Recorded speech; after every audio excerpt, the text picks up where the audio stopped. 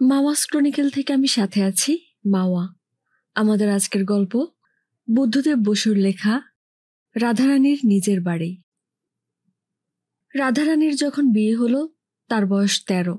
তার স্বামী গিরিজা প্রসন্ন কলকাতায় এক সওদাগরি হাউজে 75 টাকা মাইনের চাকরি করত। লেখাপড়া তার বেশি দূর করা হয়নি, কি সে বেশি দূর করেনি। 18 বছর বয়সেই এক বিলেতি কোম্পানিতে ঢুকে গিয়েছিল 45 টাকায়। এখন 23 বছরে তার মাইনে যখন 75 হলো, সে করল বিয়ে। তার মা বাবা বললেন, এবার বিয়ে কর, কবে মরে যাই ঠিক কি, ইত্যাদি ইত্যাদি, যেসব কথা হিন্দু বাপমা বয়প্রাপ্ত ছেলেকে বলে থাকেন। গিরিজা তাদের প্রস্তাবে আপত্তি করবার কিছু দেখল না। কেন সে বিয়ে করবে না, তার কোনো কারণ দেখতে পেল না। আর সে কথাই যদি ওঠে কেন সে বিয়ে করবে, তারও কোনো কারণ সে অবশ্য পায়নি, খোঁজেও নি।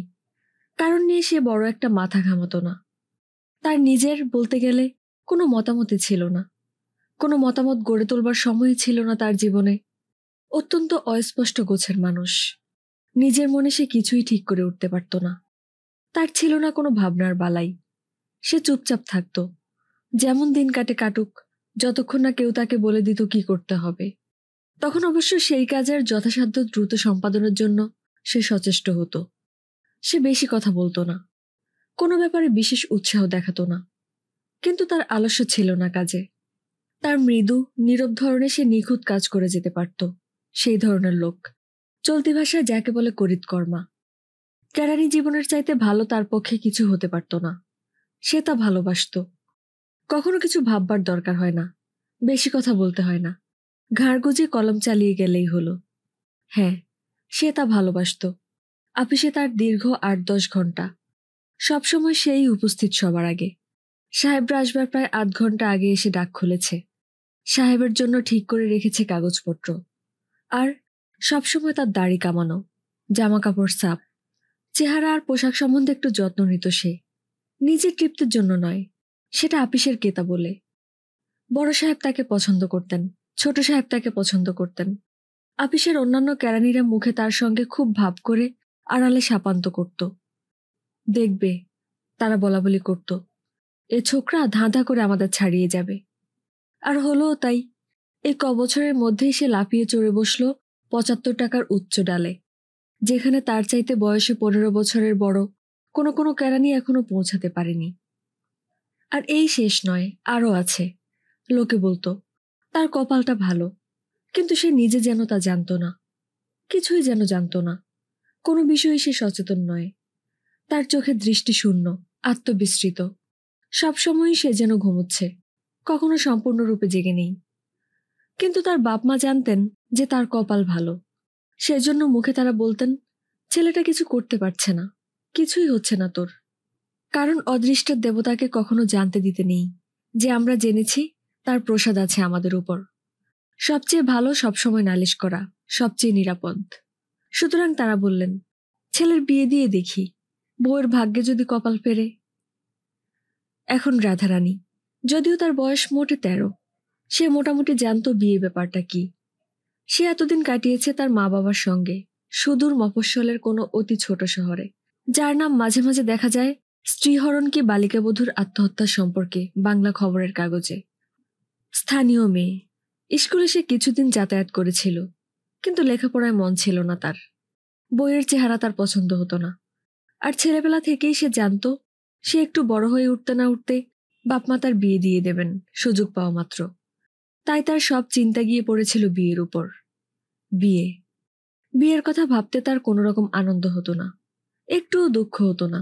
সে শুধু তা মেনে নিয়েছিল মনে মনে, মেনে নিয়ে চুপ করেছিল। আর তবু তার মধ্যে ছিল অনেকখানি শক্তি, উৎসাহ, যা চালনা করতে পারলে সে খুশি হতো।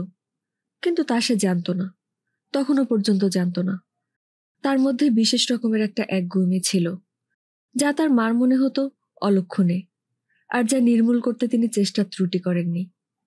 কিন্তু তার ফলে রাধারানীর মন আরও যেন বিকৃত হয়ে উঠত। টক মিশলে দুধ যেমন ছানা হয়ে যায়, ঠিক তেমনি তার মধ্যে ছিল কঠিন কঠিন ইচ্ছা, ইচ্ছার শক্তি। সে যদি চায় পাখি পুষতে, সে বরং মরবে, তবু তার পাখিকে ছেড়ে দেবে না। সে যদি চায় নিজের হাতে মুড়িঘণ্ট রাঁধতে, সে বরং আগুনে পুড়বে, তবু উনুনের ধার থেকে নড়বে না। আর যদি সে মুড়িঘণ্ট পুড়ে গিয়ে থাকে, খাবার অযোগ্য হয়ে থাকে, যার যার অদৃষ্টকে ধন্যবাদ জানিয়ে খেয়ে ওঠা ছাড়া উপায় নেই। কর্তৃত্ব করবার ঝোঁকটা ছেলেবেলা থেকেই তার মধ্যে প্রবল। সংসারের জীবনে নিজের ইচ্ছাকে খাটানোতেই তার সার্থকতা। কিন্তু বাপের বাড়ি, সে জানত তার বাড়ি নয়। অস্পষ্টভাবে সে অনুভব করত এখানে তার ইচ্ছা চলবে না। এটা ঠিক তার জীবন নয়, জীবনের ভূমিকা মাত্র। মেয়েদের যতদিন বিয়ে না হয় সেটা একটা শূন্যতা, ততদিন তার জীবন ভালো করে আরম্ভই হয় না। এটা আমলে আনবার নয়। বিয়ে হবার সঙ্গে সঙ্গেই একে যেতে হয় ভুলে। বিয়ে হবার আগে পর্যন্ত সে কি করেছে আর না করেছে সেটাতে যেন কিছু এসে যায় না। বিয়ে যেদিন হবে সেদিন থেকেই যেন সে ঠিক হতে আরম্ভ করবে। হলো বিয়ে। প্রথম 3 বছর কাটল শ্বশুর শাশুড়ির সঙ্গে দেশে, বরিশালের এক গ্রামে। গিরিজা মাঝে মাঝে আসতো ছুটি ছাটায়, কিন্তু রাধারানীর পক্ষে সে তখনও পর্যন্ত বাস্তব হয়ে ওঠেনি।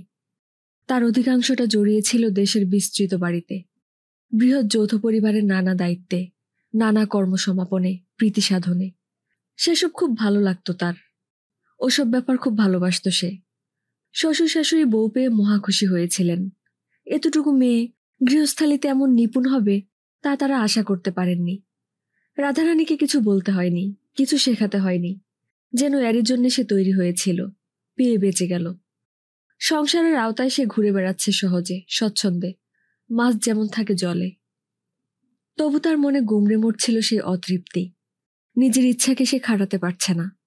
যেমন সে তার বাপের বাড়ির ছিল না, তেমনি এ বাড়িরও সে নয়। এসব তার নয়, সে এসবের অংশ নয়। যতই সে উৎসাহ নিয়ে কাজ করুক, শেষ পর্যন্ত সে চাইতো সব তার নিজের হোক, তার নিজের। তারই হাতে সব। সে তৈরি করবে, গড়ে তুলবে, সাজাবে নিজের হাতে। সব কিছুর মধ্যে সে, বাড়িটা তাকে দিয়ে ভরা। কিন্তু এখানে এত মিশে গিয়েও সে যেন ঠিক মিশে যেতে পারেনি। একটু আলগোছে ভাব, মনের অনেক নিচে একটু গোপন উদাসীনতা। তাহলেও এত কাজের, এত দায়িত্বের মধ্যে তার চাপা শক্তি খেলে বেড়াতে পারছিল, সেটা কম নয়। 3 বছর পর স্ত্রীর ভাগ্য ফলল। গিরিজার মাইনে বাড়ল আরো 10 টাকা। পুজোর ছুটিতে সে যখন এলো, তার মা বললেন, কতকাল আর মেসের ভাত খাবি? এইবার ছোটখাটো একটা বাড়ি নে, বউকে নিয়ে যা। গিরিজা কলকাতায় ফিরে এসে তাই করল। যদি তার মা না বলতেন তাহলে আরো কিছুকাল বোধহয় একথা তার মনে হতো না।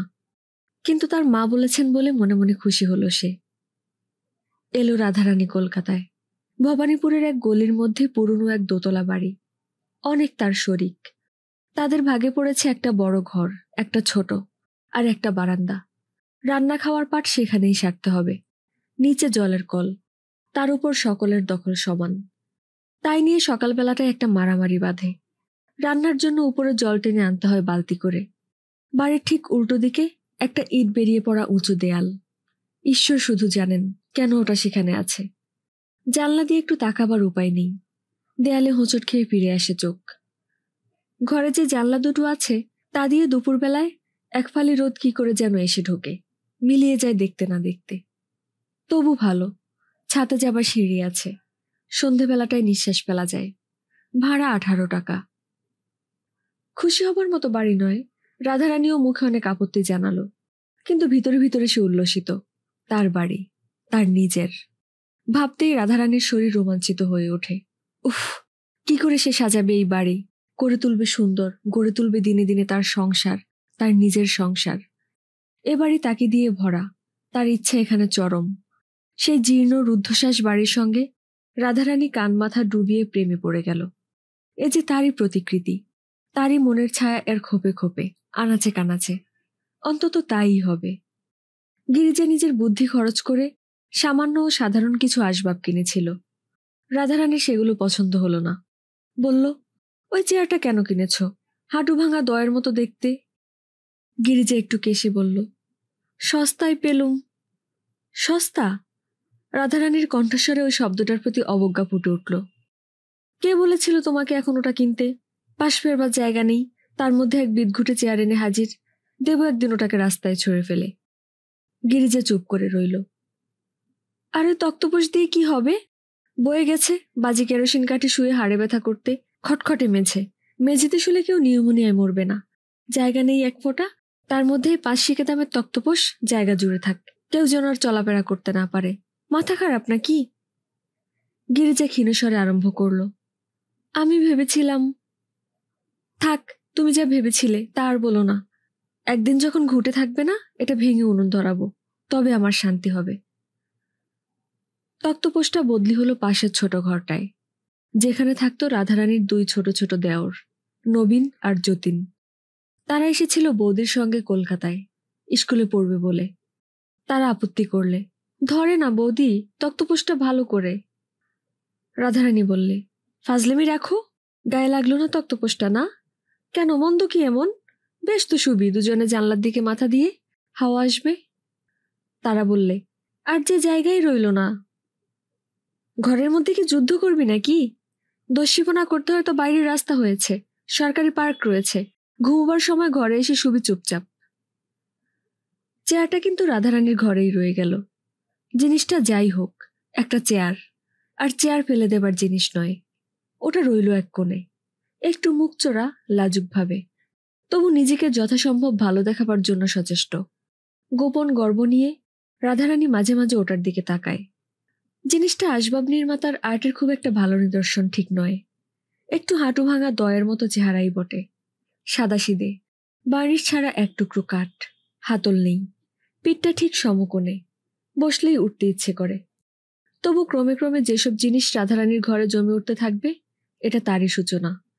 সেসব জিনিস বলতে গেলে এই চেয়ারটাই আনছে ডেকে, সুতরাং ওটা থাকতে পারে। আর কিছুদিন পর্যন্ত রাধারানী নেই মুহূর্তের বিশ্রাম। তার ফরমাইশ খাটতে খাটতে নবীন আর যতীন হাঁপিয়ে পড়ল, আর গিরিজাও। আপিস করে যেটুকু সময় তার হাতে থাকতো, আনো পাপোশ, মাদুর, দেয়ালে ঝোলাবার জাপানি পর্দা, টুকিটাকি এটা আর ওটা, অত্যন্ত পরিমিত আয়ের মধ্যে যেটুকু সম্ভব। দাও ঝাঁট, ঢালো জল, ভিজে ন্যাকড়া দিয়ে ঘষে ঘষে পালিশ করে তোলো মেঝে। তাদের চাকর বাকর ছিল না, নিজেদেরই জল বয়ে আনতে হতো নিচে থেকে বালতি করে। লম্বা ঝাঁটা দিয়ে সাফ করতে হতো সিলিংয়ের ময়লা। আর রাধারানী মেঝের উপর হাঁটু ভেঙে বসে এমন উৎসাহ আর আনন্দ নিয়ে মেঝে ঘষত, যা দেখে মন ভালো হয়ে যাবার কথা। মোটের উপর ফল হলো আশ্চর্য। এটুকু বাড়ির মধ্যে জমে উঠল যতটা সম্ভব আরাম আর সৌন্দর্য। ছাদে যাবার সিঁড়ির গোড়ায় একটা ফাঁকা জায়গা, সেখানে রাধারানী বসালো ফুলের টব। রান্নার বারান্দাটা ভাগ করে নিল নীল রঙে ছোপানো একটা পুরানো কাপড়ের পর্দা দিয়ে। গোটা কয়েক আত্মীয়দের ফটোগ্রাফ ছিল, সেগুলো তার দেয়ালে সাজাতে গিয়ে কাটিয়ে দিল একটা সম্পূর্ণ দুপুর। মোটামুটি সবই ভালো হলো, তবু তার শান্তি নেই, বিশ্রাম নেই। তবু তার মনের মধ্যে অবিশ্রান্ত কেউ বলছে, না, হলো না, ঠিক হলো না। সে নিজেকে ঢেলে দিল তার সংসারে, দিল তার শরীর আর মন, তার সব। এক মুহূর্ত বসে থাকা তার পক্ষে যন্ত্রণার মতো। সে যখন ফুলের টবে জল দিচ্ছে না, তখন বিছানা বালিশ ঘাড়ে করে যাচ্ছে ছাতে রোদে দেবার জন্য। যখন আয়নাটার উপর চুন ঘষে চকচকে করছে না, তখন কাঁসার বাসনগুলো অকারণে মাজছে ছাই দিয়ে, যতক্ষণ না মুখের ছায়া তাতে ভেসে ওঠে। একটা না একটা তার করা চাই সব সময়। একটা মুহূর্ত সে নষ্ট হতে দেবে না। কৃতদাসীর মতো সে খাটবে, আর যেন দাসী বৃত্তির আনন্দ, গৌরব। সগৌরবে সানন্দে সে তাকাতো তার বাড়ির দিকে। বাড়িটার যেন কিছু বলবার আছে তাকে। দুয়ের মধ্যে নীরব নিবিড় ঐক্য। রক্ত চঞ্চল হয়ে উষ্ণ হয়ে বইছে রাধারানীর শিরায়। তবু তার মনের মধ্যে সেই কথা, হলো না, তবু হলো না, আরো অনেক বাকি রয়ে গেছে। মনে মনে সে ভাবত, দক্ষিণ খোলা আলাদা একটা বাড়ি, কালো বার্নিশের প্রকাণ্ড খাট, প্রমাণ সাইজের আয়না লাগানো কাপড় রাখবার আলমারি। সুবিধে পেলেই সে ছোটখাটো আসবাব কিনত, একটা বেতের চেয়ার, কি একটা টিপয়, রাস্তায় যেসব নিয়ে যায় পেরি করে। কিন্তু কালো বার্নিশে সেই প্রকাণ্ড খাট সবসময় তার মনে, আর আয়না লাগানো আলমারি, আর আরো কত কি। স্বামীকে সে মাঝে মাঝে বলতো তার ইচ্ছা, ঠাট্টার সুরে, গোপন স্বরে। গিরিজা নিষ্ফলভাবে হাসত, যেন বলতে চায়, কি লাভ ওসব বলে। রাধারানী বলতো, কেন, হতে পারে না বুঝি, কি আর অমন বেশি। গিরিজা নিজে বিশ্বাস না করে বলতো, তাহলে হবে। 1 বছর পরে রাধারানী জন্ম দিল এক মৃত শিশুর। মুখ লুকিয়ে ছেলেটার জন্য সে কাঁদল খানিকক্ষণ। কিন্তু তার নিজের শরীরই খুব খারাপ হয়ে পড়ল। দরকার হলো বড় ডাক্তার ডাকবার। রাধারানী ব্যাকুল তীব্র স্বরে বলল, কি যে করছো, এতগুলো টাকা? জীবনে প্রথমবার গিরিজা জোর দিয়ে একটা কথা বলল, তাই বলে তুমি মরবে নাকি? পাগল, মরা কি এতই সোজা? কিন্তু গিরিজাকে থামানো গেল না। সে নিয়ে এলো বড় ডাক্তার। ইতিমধ্যে সে তার স্ত্রীকে ভালোবাসতে আরম্ভ করেছিল। যে লোক সম্পূর্ণ আত্মসচেতন নয়, সে যেমন করে ভালোবাসে, অন্ধভাবে, মূঢ়ভাবে। স্ত্রীর চিকিৎসায় সে তার সঞ্চয় অনেকখানি হালকা করে ফেলল। দুর্বল রুগ্ন শয্যাগত রাধারানী অসহ্য মানসিক যন্ত্রণায় ছটফট করতে লাগল। প্রতিটি টাকা বেরিয়ে যাচ্ছে যেন তার শরীরের এক এক ফোঁটা রক্ত হয়ে। এ টাকা দিয়ে কত কি হতে পারত। বাড়ির স্ত্রী একেবারে ফিরিয়ে দেয়া যেত। কেনই বা লোকে টাকা জমায়? এরকম হবে জানলে সে আগ থেকেই সব খরচ করে দিত। একটি পয়সা রাখত না হাতে। কেন সে মরতেও পারে না? তাহলেই তো অপব্যয় হয় না আর। না, মরতে সে চায় না। তাকে সে উঠতেই হবে। কিন্তু এমনিও তো তা হতে পারে। একদিন সে তার স্বামীর হাত ধরে বলল, কি পাগলামি করছো? ভিখিরি হবে নাকি শেষটায়? গিরিজা বলল, টাকা চলে গেলে আবার আসে, কিন্তু বাকিটা সে বলতে পারল না। কিন্তু এতই কি দরকার ছিল? তোমার ওসব ভাবতে হবে না, তুমি এখন ভালো হয়ে ওঠো। ভালো রাধারানী হয়ে উঠল। আবার পড়ল তার বাড়ি নিয়ে। এতদিনের অবহেলার সত্য তুলতে হবে। সে যে এতদিন এ বাড়িতে শুধু বাস করেছে, আর কিছুই করেনি, একথা ভাবতে অসহ্য লাগছিল তার। বাড়িটা বদল করলে কেমন হয়? একদিন সে কথায় কথায় বলল। সে বলতে গেলে এ বাড়িকে যেন ছাড়িয়ে যাচ্ছে। এ বাড়িতে তাকে আর ধরছে না। এখন দরকার নতুন বাড়ি, নতুন আর বড়। আমিও সে কথাই ভাবছিলুম। গিরিজা বলল, তোমার শরীরটা। উফ, আমার শরীর! এমন সুরে রাধারানী বলল কথাটা যে গিরিজা সেখান থেকে উঠে গিয়ে দাড়ি কামাবার আয়োজন করতে লাগলো। বাড়ি খোঁজা হতে লাগলো। কিন্তু কলকাতায় বাড়ি বদল করবার মতো শক্ত কাজ আর কিছু নয়। খালি বাড়ির অভাব নেই, কিন্তু একটাও এমন নয় যা তারা নিতে পারে। তারা থাকতে পারে, ঠিক এমন একটি বাড়ি নেই কোনোখানে। অন্য সব রকমই অজস্র। রোদে ঘুরে ঘুরে ল্যাম্পপোস্টের বিজ্ঞাপন পড়তে পড়তে নবীন যতীন কাহিল হয়ে গেল। নিজেদের একটা বাড়ি হলেই সবচেয়ে ভালো হয়, রাধারানী বলল। আমি বাংলাদেশের লাট হলেই বা মন্দ কি? গিরিজা একটা রসিকতার চেষ্টা করল, কিন্তু সেটা ঠিক লাগসই হলো না। রাধারানী ভুরবা গিয়ে বলল, কি যে বলো এক একটা কথা, শুনলে গা জ্বালা করে। আজকালকার দিনে যে সে বাড়ি করছে, সে যেন মনে মনে জানে যে একদিন তারও হবে। ততদিন চলল ভাড়া বাড়ির খোঁজ, পাওয়া গেল না। দিন কাটতে লাগলো। তারপর রাধারানী আবার সন্তান প্রসব করল।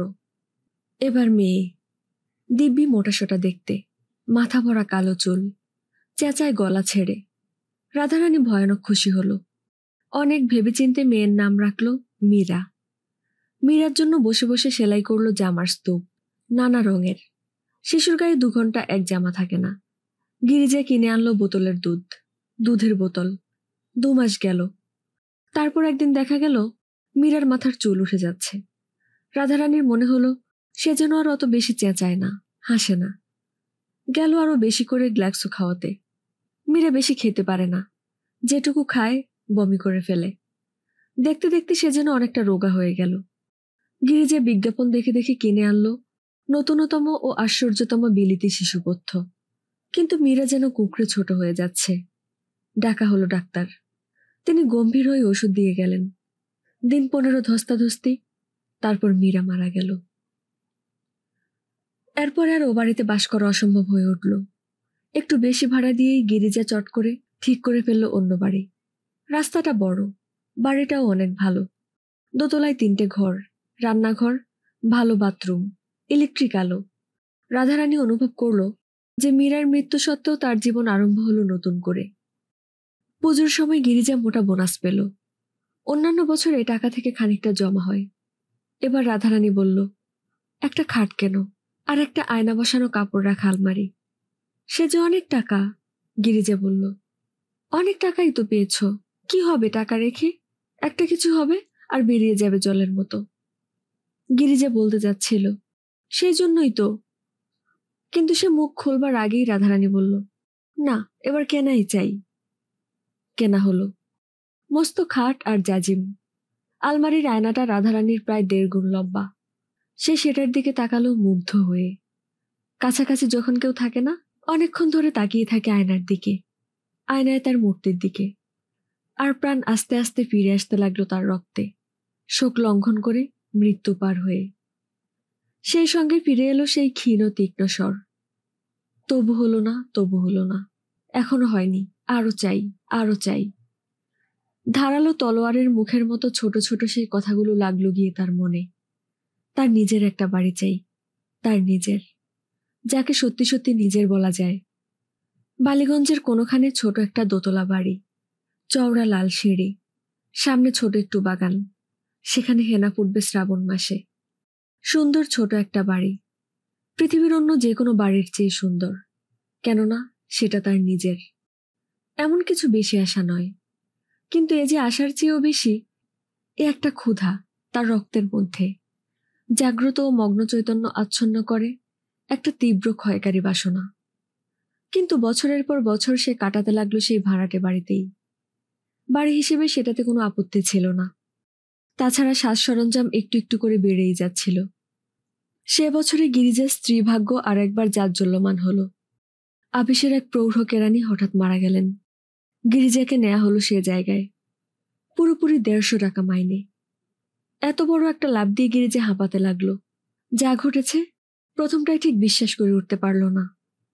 কিন্তু রাধারানী লাফিয়ে পড়ল সেই স্ফীত আয়ের উপর।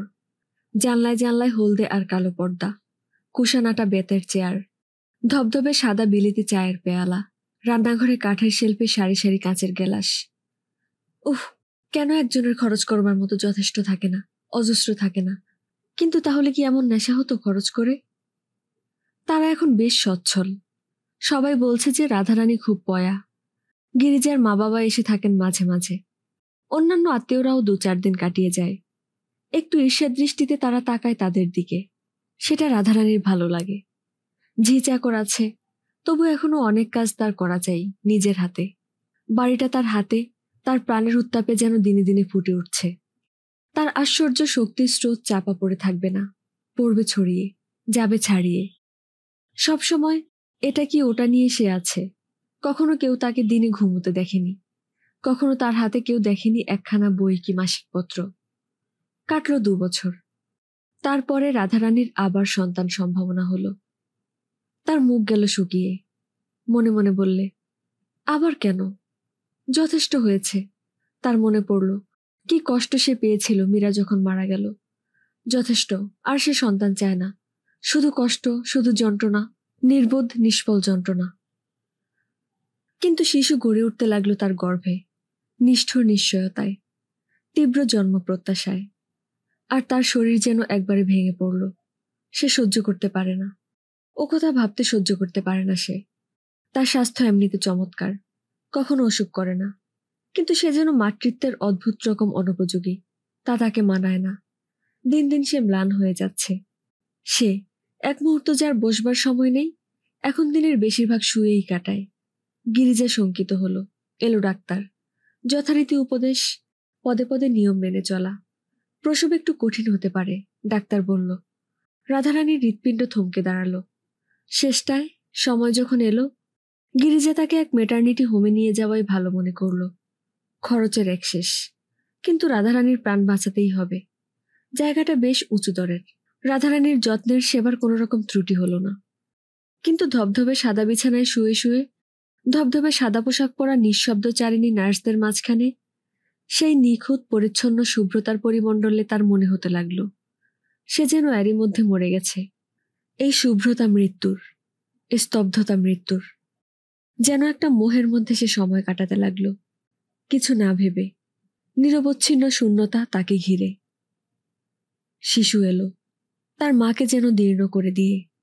অসম্ভব, সে মরবে, রাধারানীর কোনো সন্দেহ রইল না। তাকে মরতেই হবে, যদি শুধু এই যন্ত্রণা থেকে, এই দ্বিখণ্ডিত অবস্থা থেকে মুক্তি পেতে। আহ, এত ভালো, মৃত্যুর কথা ভাবতে এত ভালো লাগে। কিন্তু সে মরল না।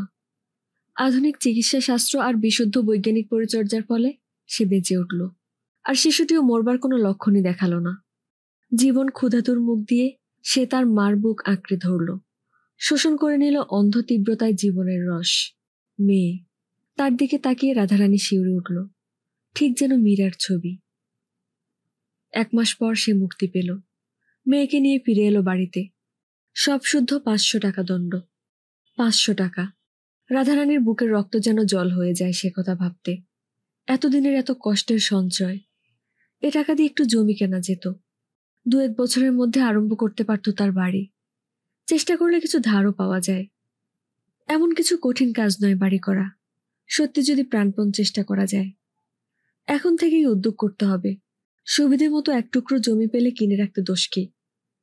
তার বাক্স ভরা আছে গয়না, সে কখনো সেসব পরে না। কি হবে তা দিয়ে? সে তার শেষ সোনার টুকরো বেচে দেবে এক্ষুনি। সমস্ত জীবন সে কাটিয়ে দেবে লোহা পড়ে, যদি সে তার নিজের বাড়িতে থাকতে পারে, তার নিজের বাড়িতে। কিন্তু এই তো এতগুলো টাকা বেরিয়ে গেল তারই জন্য। বিষের মতো এই চিন্তা। নিজেকে সে ঘৃণা করতে লাগলো, তার জীবনকে ঘৃণা করতে লাগলো, সদ্যজাত শিশুকে। ও কেন এলো? কি দরকার ছিল ওর আসবার? সে তো ওকে চায়নি। ও কেন এলো তাকে সে দুঃখ মনে করিয়ে দিতে? এক এক সময় এমন হয় যে সে তার মেয়ের মুখের দিকে তাকাতে পারে না। আবার অন্য কোনো সময় সে হয়তো বাক্স হাতে রাশি রাশি ছোট ছোট রঙিন জামা বার করে, মীরার জন্য যেগুলো সে তৈরি করেছিল নিজের হাতে। একটা একটা করে পরায় খুকিকে, পরিয়ে এক দৃষ্টিতে খানিকক্ষণ তাকিয়ে থাকে। খুকি হাত পা ছড়ে অস্ফুট শব্দ করে। তারপর হঠাৎ রাধারানী ওকে টেনে নেয় বুকে, প্রাণপণে ওকে আঁকড়ে ধরে বুকের মধ্যে, এত জোরে যে খুকি ভয় পেয়ে চেঁচিয়ে ওঠে। আর যেন আমাদের ছেলেপুলে না হয়, এক রাত্রে সে তার স্বামীকে বলল। কেন? কোনো মানে হয় না। মানে হয় না? গিরিজা কথাটা ঠিক বুঝতে পারল না। শোনো, একটা কথা বলি। কি? একটা বাড়ি করলে কেমন হয়? বাড়ি? এত অবাক হচ্ছ কেন? লেকের দিকে তো খুব সস্তায় জমি দিচ্ছে। গিরিজা বলল, এই কলকাতাতেই তো চিরকাল থাকতে হবে। কতকাল আর বাড়ি ভাড়া গুনবে? সবই কি আর একদিনে হবে?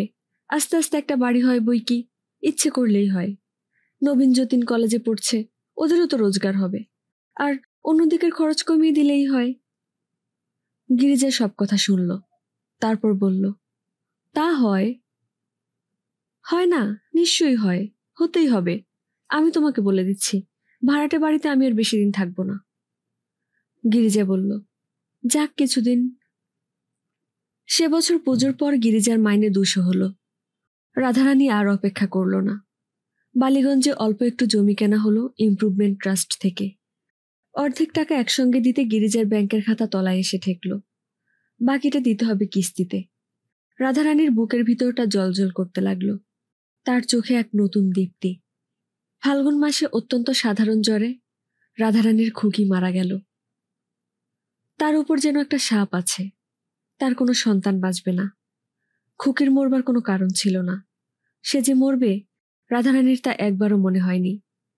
এখন এখন জানা গেল। যাই হোক, সেটা কম নয়। খুকির মৃত্যুতে সে মনে মনে একটা অদ্ভুত স্বস্তি অনুভব করল। তার মনের মধ্যে যেন মুক্ত হলো সে। এ মুক্তি চরম। যা কিছু হবার শেষ হলো, আর না। এরপর রাধারানী যেন হঠাৎ একেবারে অন্যরকম হয়ে গেল। তার বয়স এখন 22, পরিপূর্ণ পরিপক্ক নারীত্বের সময়।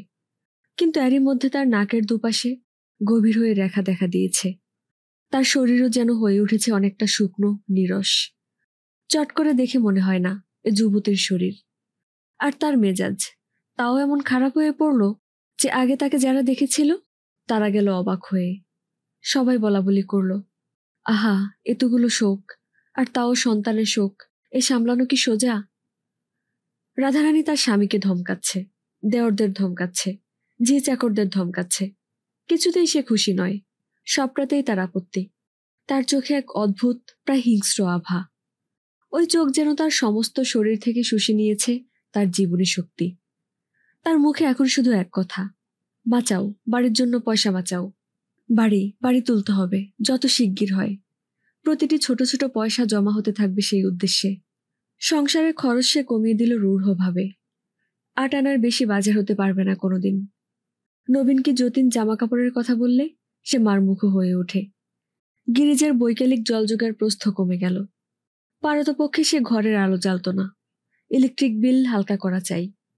পুরনো ছেঁড়া কাপড় সেলাই করে করে সে চালিয়ে দিত যতদিন সম্ভব। তাদের প্রত্যেককে যে খেতে হয় সেটাও যেন তার সহ্য হয় না। যদি পারত, খাওয়া ব্যাপারটা বাতিল করে দিয়ে পয়সাটা তুলে রাখত ইট কেনবার জন্য। খরচ কমাও, খরচ কমাও, এছাড়া তার আর কথা নেই, এছাড়া আর ভাবনা নেই।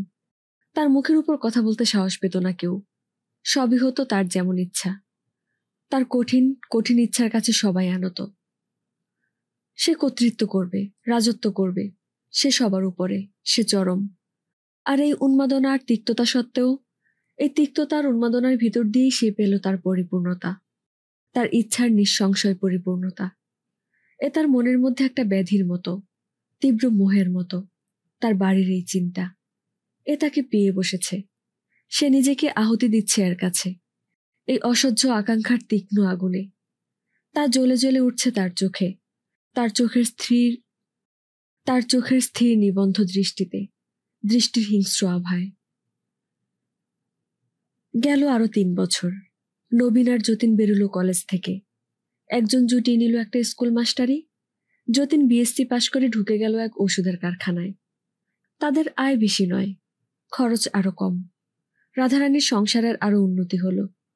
জমির দেনা শোধ হয়ে গেছে অনেক আগেই, হাতে কিছু জমেওছে।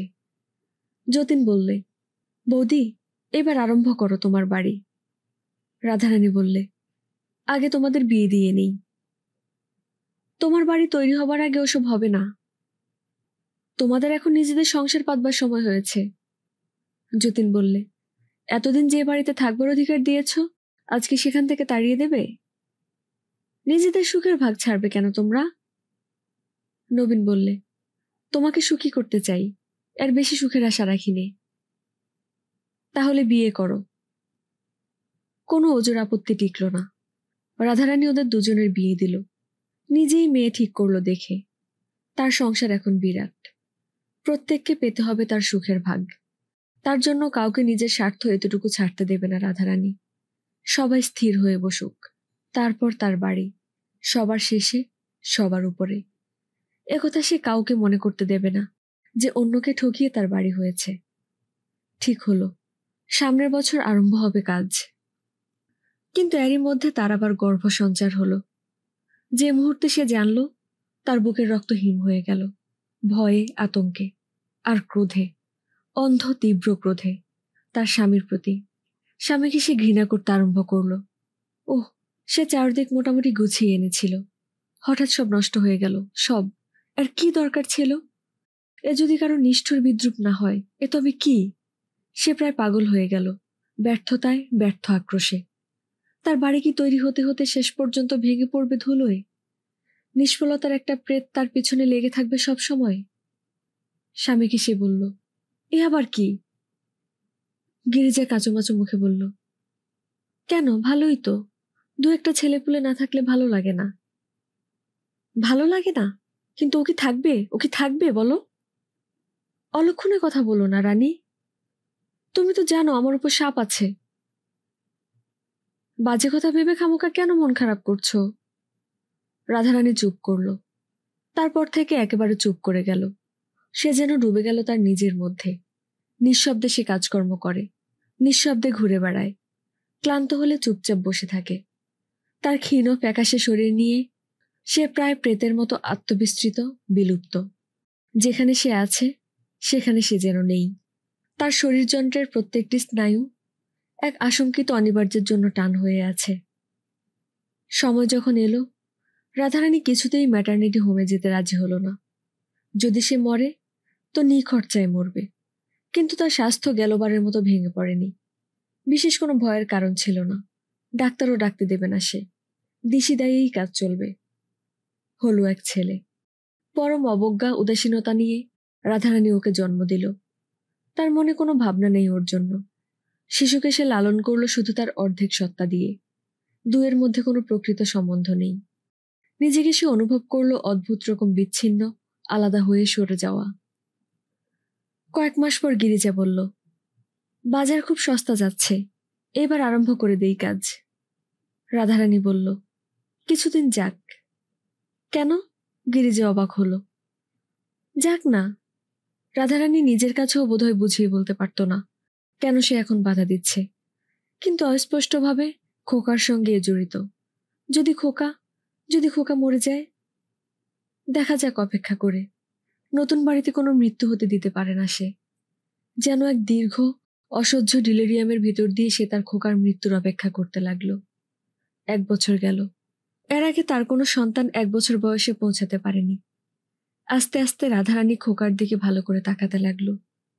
ফুটফুটে ছোট ছেলে, গোল গোল হাত পা, গাল ভরা টোল, চঞ্চল উজ্জ্বল তার ছোট শরীর। আশ্চর্য, এ যে তার শিশু। আর সে এর দিকে কখনো তাকায়নি, ভালো করে একবার চেয়েও দেখেনি। আর হঠাৎ খোকার জন্য বিশাল উত্তপ্ত ভালোবাসায় সে আচ্ছন্ন হয়ে গেল, অন্ধ হয়ে গেল। বিশাল বন্যার মতো তা বয়ে গেল তার উপর দিয়ে, তাকে অভিভূত করে, রুদ্ধশ্বাস করে, মুহ্যমান। এত ভালোবাসা, তার বুক টনটন করে ফেটে পড়ছে। সে আর পারে না। তার এতদিনকার নিপীড়িত ব্যর্থ মাতৃত্ব হঠাৎ জেগে উঠল, মোচড় দিয়ে উঠল তার বুকের মধ্যে। তা কষ্টের মতো, এত তীব্র। একজনকে অন্তত বিধাতা রেখেছেন তার আনন্দের জন্য, তাকে পরিপূর্ণ করে তোলবার জন্য। তারই জন্য খোকা বাঁচবে, বেঁচে উঠবে। আর সে তার খোকার জন্য নিজেকে গুঁড়ো গুঁড়ো করে মিশিয়ে দেবে ধুলোয়, যদি তাতে খোকার ভালো হয়।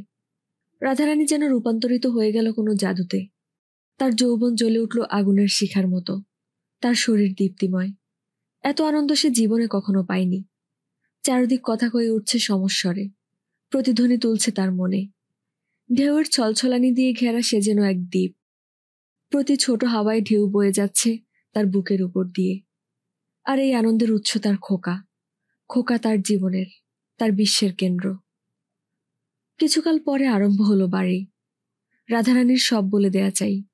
কোথায় কি হবে, কটা জানলা আর দরজা, বাথরুমটা কোনখানে, কি রং হবে মেঝেতে, সব হয়ে ওঠে না, কুলোয় না টাকায়। এমনিতেই গিরিজা আর তার ভাইয়েরা সর্বস্ব ঢেলে দিচ্ছিল বাড়ির পেছনে, রাধারানীকে খুশি করবার জন্য। কেননা তাদের মনে মনে ধারণা ছিল যে রাধারানীই তাদের বাড়ির লক্ষ্মী। রাধারানী মাঝে মাঝে গিয়ে দেখে আসে কত দূর হলো। বাড়ি ফিরে এসে খোকাকে বুকে টেনে নিয়ে বলে, খোকা, নতুন বাড়িতে যাবি? নতুন বাড়িতে? খোকা বলে, মা, আমরা সেখানে থাকবো, তুই আর আমি। টুকটুকে লাল সিঁড়ি, টুকটুকে লাল। মার মুখের দিকে তাকিয়ে খোকা খিলখিল করে হেসে ওঠে। 4 মাস পরে বাড়ি শেষ হলো। গৃহপ্রবেশে অনেককে তারা নিমন্ত্রণ করে খাওয়ালো। মোটের উপর বেশ বাড়ি, যদিও রাধারানী যতটা আশা করেছিল ততটা হয়তো নয়। তা হোক, তবুই ঝকঝকে নতুন বাড়ি, জানলায় রঙের গন্ধ, চোখ ধাঁধানো সাদা দেয়াল, সব মিলিয়ে স্বপ্নের মতো ঠেকল রাধারানীর মনে। মেঝেতে রং দেয়া সম্ভব হয়নি, নাই বা হলো। সিঁড়িটা তো লাল। অনেক অনেক আগে সে ঠিক করে রেখেছিল সিঁড়িটা লাল হবে।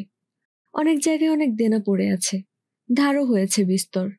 এ একরকম গায়ের জোরে তোলা বাড়ি। তা হোক, ধার শোধ হয়ে যাবেই, কিন্তু বাড়িটা থাকবে রাধারানীর, তার নিজের। কলকাতায় তাদের প্রথম বাড়ির কথা তার মনে পড়ল। আর হাঁটু ভাঙা দয়ের মতো সেই চেয়ারটা এখনো আছে। এখন আর কোনো কাজেই লাগে না, তবু সে সেটা ফেলে দিতে দেয়নি। নতুন বাড়িতেও সেটা নিয়ে এসেছে অন্যান্য জিনিসের সঙ্গে। ওটা তার ভাগ্যের প্রতীক। সবাই বলাবলি করল, বউটার কপাল আছে, গিরিজা যে এতখানি করবে তা স্বপ্নেও ভাবতে পারিনি। নতুন বাড়িতে প্রথম রাত্রি রাধারানীর এক ফোঁটা ঘুম হলো না। জেগে থেকে থেকে সে যেন সমস্ত বাড়িটাকে অনুভব করছিল তার শরীর দিয়ে, তার আত্মা দিয়ে। নিজের প্রাণের অংশ দিয়ে এই বাড়িতে সে প্রাণ প্রতিষ্ঠা করবে। বাড়িটা বাঁচবে তার মধ্যে, তার সঙ্গে বাঁচবে। তার আকাঙ্ক্ষায়, তার দুরাশায় এর হাওয়া বিদ্যুৎ চকিত। এমনি অন্ধকার স্তব্ধ রাত্রে এর কিছু বলবার থাকবে তাকে, অস্পষ্ট মর্মরে, বাণীহীন ইঙ্গিতে। সে তার পূর্ণতা, তার অখণ্ডতা নিংড়ে আনবে এর কাছ থেকে। বাতাস স্তব্ধ হয়ে আছে সম্ভাবনায়। পরের দিনও তার সেই মোহ কাটল না, যেন স্বপ্নের মধ্যে চলাফেরা করছে সে। 2-1জনকে খেতে বলা হয়েছিল, সে নিজেই গেল রান্না করতে। খোকাকে ঘুম পাড়িয়ে রেখে এলো, এক ছোকরা চাকরকে কাছে বসিয়ে। রবিবার, আপিসের তাড়া নেই। বিশাল সওদা এসেছে বাজার থেকে। রান্না আর পুরোয় না। এক ফাঁকে সে উঠে গিয়ে খোকাকে দেখে এলো। খোকার ঘুম ভেঙেছে। হীরালাল তাকে মেঝেতে নামিয়ে খেলা করছে বসে। খোকাকে স্নান করাবার সময় হলো, কিন্তু এখন থাক, সে ভাবল রান্নাটা সেরেই আসি। বলল, খোকা, চান করবি নে? খোকা তার ঝাঁকড়া চুল দুলিয়ে বলে উঠল, না। তারপর লাল বলটা হাতে নিয়ে তার মাকে দেখিয়ে বলল, ব। হ্যাঁ, বল। খোকা কি দেরি করে কথা কইতে শিখছে, না কেমনি হয়? ওর সঙ্গে সবসময় কারো না কারো কথা কওয়া দরকার, তাহলেই ও তাড়াতাড়ি শিখবে। হীরা, ওর সঙ্গে বসে গল্প করো, আমি এক্ষুনি আসছি। রাধারানীর রান্না শেষ হয়ে এসেছিল।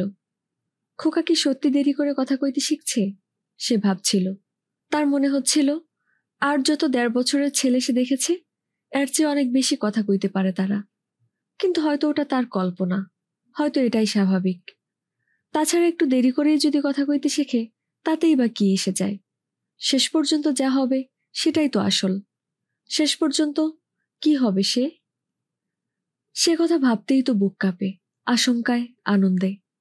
তার এই খোকা, সে একদিন আশা করবে, ব্যর্থ হবে, আবার রাস্তার ভিড় ঠেলে এগিয়ে চলে যাবে।